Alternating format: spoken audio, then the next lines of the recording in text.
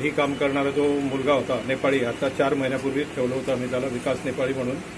तर त्याने रात्री 10:30 वाजता आमचे जे सिक्युरिटीवाले आहेत त्यांना सरबत दिलं प्यायला. ते सरबत प्यायल्याबरोबर ते लोक कोलॅप्स होऊन गेले खुर्चीवरच.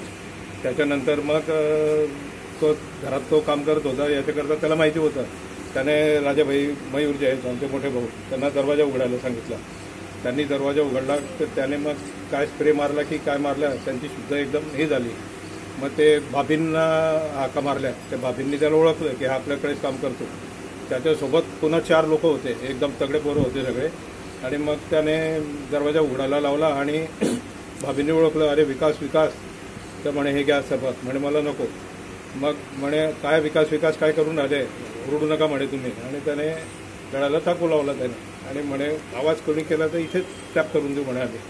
मग दरवाजा उघडायला लावला रूम. त्याला माहितीच होतं ते रात्री दरवाजा उघडायचा असतो तो मधला.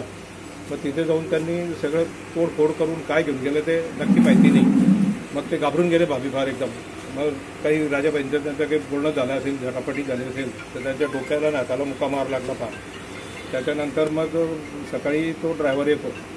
त्याने 6 वाजता मला फोन केला, 5:45 की भरतभाई तुम्ही कुठे आहेत. म्हटलं मी घरीच आहे. म्हणे तुम्ही राजा ट्रॅक्टरला आहे, आपलं मेन गेट आणि घरचा दरवाजा उघडा आहे आणि भाऊ पण फोन उचलत नाही आहे.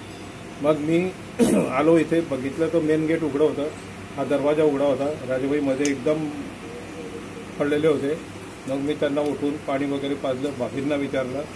ते बोलायच्या परिस्थितीत नव्हते. मग बाकीचे आमचे जे लोक आले, प्रकाशभाई गुजराती, ते संदीप नाईक आमच्या सोसायटीतले, ते नितीनभाई, मग राजाभाईंना तिकडे घेऊन गेले राहुल महाजनकडे. मग तिकडनं डॉक्टर आले, शेखरराय सोनी, त्यांनी भाभींना चेक केलं. या परिसरामध्ये रात्री नाईटला किती कर्मचारी असतात? 4 सिक्युरिटी असतात. 4 सिक्युरिटी? 3 सिक्युरिटी होते काल 2 होते. तिघांनाही पाजलेलं? हो, तिघांनाही. तिघही बेशुद्ध अवस्थेत सापडले? दोघं बेशुद्ध अवस्थेत होते. त्याच्यात काही मुद्देमाल अंदाजे किती जण ते काहीच नाही सांगू शकत आपण, कारण ते रूममध्ये होतं, ते जायला नाही सांगितलं होतं पोलीस लोकांनी. अंदाजे किती वाजेच्या सुमाराची? हे म्हणजे 10:30 वाजता त्याने पाजलं औषध. त्याने ते काय सरबत पाजलं, ते ग्लासही सगळे पडलेले आहेत बाहेर ते घरातही. आणि मग ते त्याच्यानंतर ते पडल्यानंतर मग त्याने ते 4 लोक बोलवले त्याचे सगळे. ते 4 लोक बोलून मग ते घरात आले आणि मग त्यांनी ते केलं सगळं कांड. मग जेव्हा तो ड्रायव्हर सकाळी 5:45 आला, त्याने 5:45 मला फोन केला की भरत भाऊ तुम्ही इथे या. मग मी आल्यावर पाहिलं तर मग हे सगळं असं झालं. ठीक. तुमचं नाव? भरतभाई मयूर.